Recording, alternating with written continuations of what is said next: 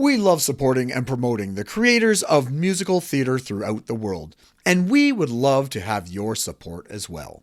Go to musicaltheaterradio.com and click on the Become a Patron button because a supportive community is a strong community. Welcome back to another episode of Be Our Guest here on Musical Theater Radio. I am your host, as always, Jean-Paul Jovanoff.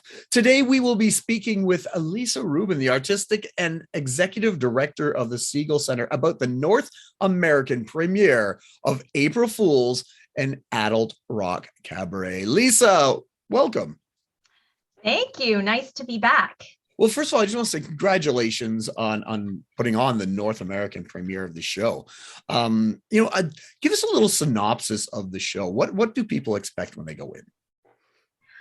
I hope that I hope we're going to beat all of their expectations, actually, because I think this show is something that has never been seen before. And that is partly maybe because of the content and partly because of all the tricks we have up our sleeves for the audience this time around. That's, I would say, unlike a traditional musical theater show. But as the author herself, Karen Pelles, who wrote and created the show and actually starred in it in Israel, she says it's about a woman who committed a crime for falling in love. And that is because, as a married woman with kids, she embarks on a very torrid affair. And, when that happens, like with any affair, there are consequences and there are judgments, but this is her story. And this is what this particular woman goes through. And we get to see all of the many facets to that story, the passion, the regret, the guilt, the love. And, ultimately, she believes this is a story of empowerment, of a woman falling in love, of a woman in all of her messiness and having to pick herself back up again. So it's very juicy and racy, and we're calling it an adult rock cabaret, which is what it is. I mean, I think it's the perfect way to describe it, actually. And we're gonna, I think, put something on stage that hasn't been done before and hasn't been explored before. Sounds very cool. I think people should definitely go check that out. So how did you discover this show and at first, and then in turn, be the North American premiere of it? Mm-hmm. Well, the Segal Centre, as you know, is rooted in the Jewish community, and that tends to also have connections with Israel.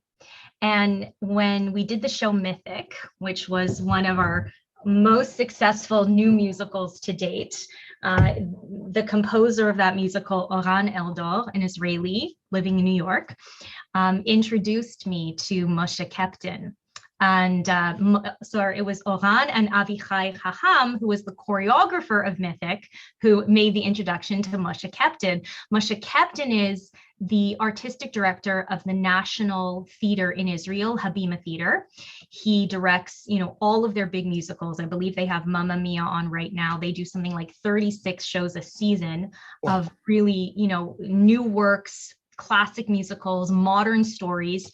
And he also is known for Eurovision, The Masked Singer, The Voice. So he's quite the celebrity behind the scenes guy. And, it's a dream, really a dream to collaborate with an artist of that level from that country. And so we were looking for a project to do together.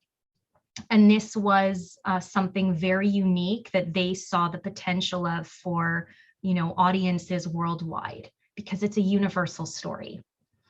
So that's how it happened. And then we brought on Akiva Romer Segal, who is a Canadian musical theater writer, usually a lyricist, but the show is very sung through. So it was a very natural thing to adapt it with Karen from the Israeli version to the North American version, which is not set in Israel, but is set in LA. And all the references are from, North America. So besides asking where do these names come from, you would not know it was an Israeli show. Wow, that's very cool. So you're also the assistant director, correct, on the show? Yeah, I don't know, assistant director in this case takes on many meetings, Okay. many meetings. I think I'm really just, there's so much going on in so many components, that I'm really here to support both my team at the Segal and Masha, the director, and really try to help everyone get what they need, because there's so many moving pieces to the show at all times. Yeah, and every now and then, Lisa, what do you think? And I'm thrilled to give my opinion, but it's a machine. There's so many wonderful people working on it. So you're just a true theater artist who a little bit of everything for everybody, which is fantastic. Yeah, in this case, it made the most sense. I don't, you don't really find me in this position in many other shows. But it's wonderful being in the room with them every day. And I think also because it's such a female driven show, we have 6 women in the cast and 1 male. We have a male director. I think having Karen, who is in the room, myself, who's in the room, our assistant choreographer, who's female in the room, having women also in the room on the main team is really beneficial for a show like this. Very cool. Very cool. Tell us a little bit about the cast. Is it mostly Canadian? Is it a worldwide conglomerate of actors? Love to know a little bit about who's in the show and who we're going to see. The cast is all Canadian, Nice. and they are quite special because they have to sing, they have to act, they have to dance, and they have to play instruments. So it is rare, and so we have at the helm playing the role that Karen played in Israel, Eva Foot playing Eva, Daniel Murphy playing Daniel, the man that she has the affair with, that she falls in love with. And then we have the voices in Eva's head who take us on this journey, because Eva is a musician and she's an artist. And through her creation of her music, she goes back into her memories of what it was like to go through this falling in love and falling apart. And so we have all the voices in her head that take us through this journey. We have Julia Hujas playing confidence, Dominique Leblanc playing doubt, Heather McGuigan playing morality, Jamie McRoberts playing libido, Ruthie, oh my God, I've practiced how to say her name. I'm sure it's Ruthie Newt playing poet. And then we have Zuzu Robidoux on cello playing music. And we have a incredible actress named Rosie Callahan as our standby, which, as you can imagine, is a new addition in this world of COVID. So Rosie will be there in case one of the subconscious goes down, which we hope not, but better safe than sorry. That's the world we live in today, right? You've got to be prepared for any of that stuff. So the creator of the show, is she in Montreal right now working on it with you? Yes. What's that experience like to work directly with the writer? Because I know when you put on shows, sometimes you just got the production and you're putting it on, but you've got a more hands-on. What's that like to work with her? I think we're all a bit starstruck by her talent. English isn't her first language, and yet her instincts are so strong.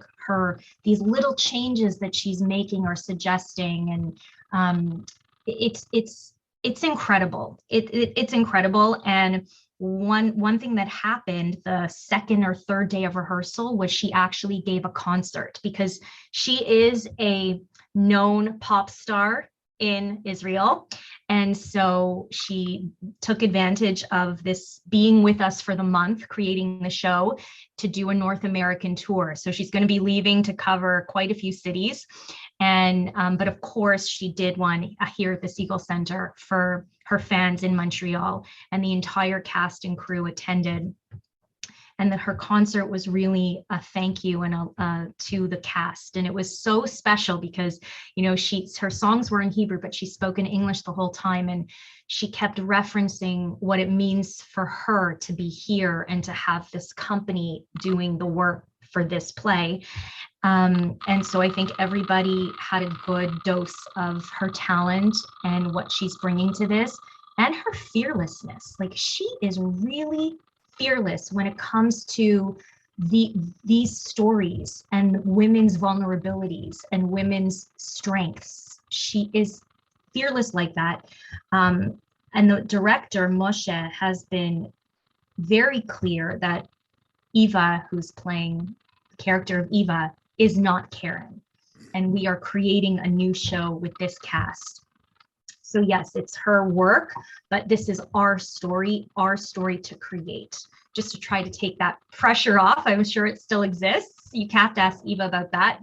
But we're all really working together to empower everyone to make this a real premiere and different from the show in Israel.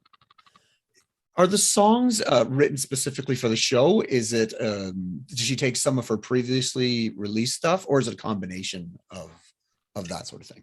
It's all new music specifically for the show. You will not hear one song on any of her albums or anywhere.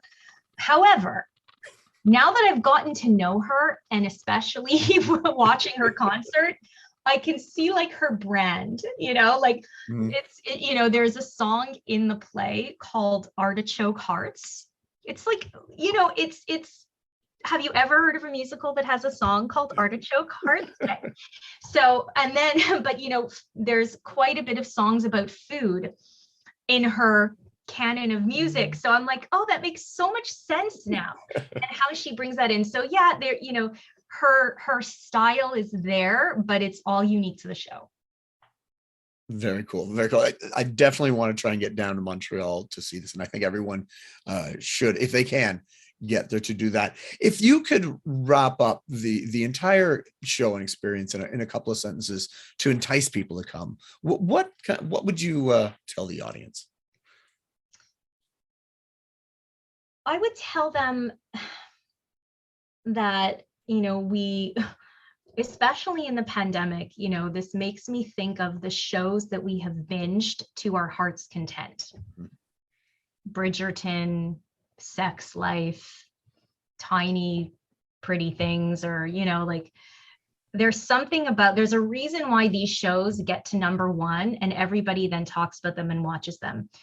It's gritty, it's sexy, it's raw, it's vulnerable, and we love it. And it's real, and it's escape. And now we're doing it on stage, So with incredible music and with amazing performances. And so I think, we need to come out and first, just support new work, #1, support the industry, #2, but you're coming to see something very exciting. I'll add, the trick that we have up our sleeves also that's never been done is audiences will be asked to keep their cell phones on throughout the entire show. They will be asked to download an app before the show, have it loaded on their phones.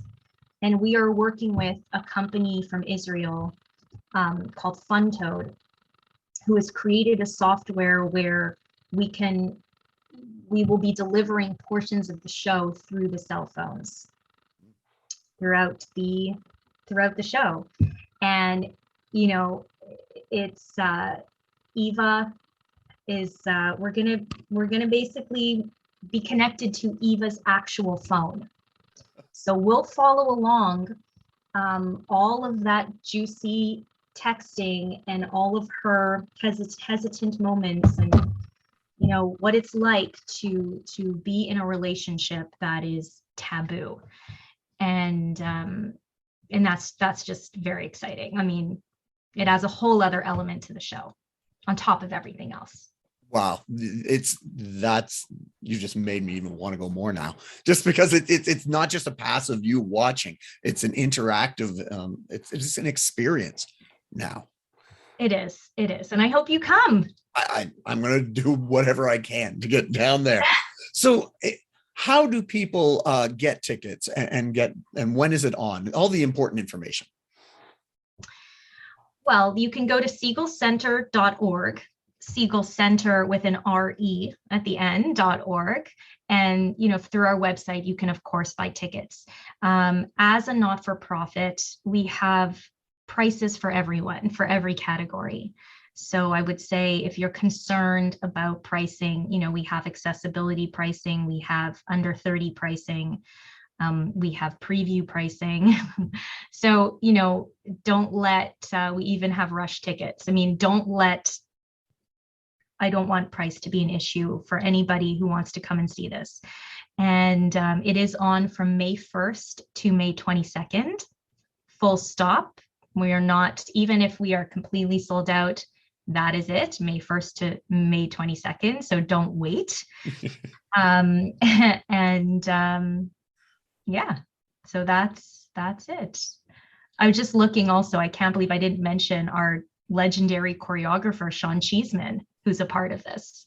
Well, that's another reason to come and see this. Do you want to add that addendum right now, just at the end, a little bit about the choreographer? Oh, Sean, just look him up. He's such a joy to work with, and watching him in the room and how the women kind of listen to him and are inspired by him is truly something. Sean choreographed our new musical Prom Queen that later became The Louder We Get. And, Canadians might know him from So You Think You Can Dance, the US version, where he had to dance almost every week. But, his career from Michael and Janet Jackson to, it's a dream to have him. Let's just say that. So he's bringing his own special language and twist to this as well. Just one more reason to head to Montreal in May. Lisa, thank you so much for coming on and talking to me today about the show. And it sounds like this incredible experience that people should definitely go check out. Thank you. Thank you for supporting new work and musicals. It means a lot. Not a problem. All right. We were just speaking with Lisa Rubin, the artistic and executive director of the Segal Centre, about the North American premiere of April Fools, an Adult Rock Cabaret. Make sure you head to Montreal in May to check that out. And as always, I'm your host, Jean-Paul Jovanov. And until next time, I'll see you when I see you.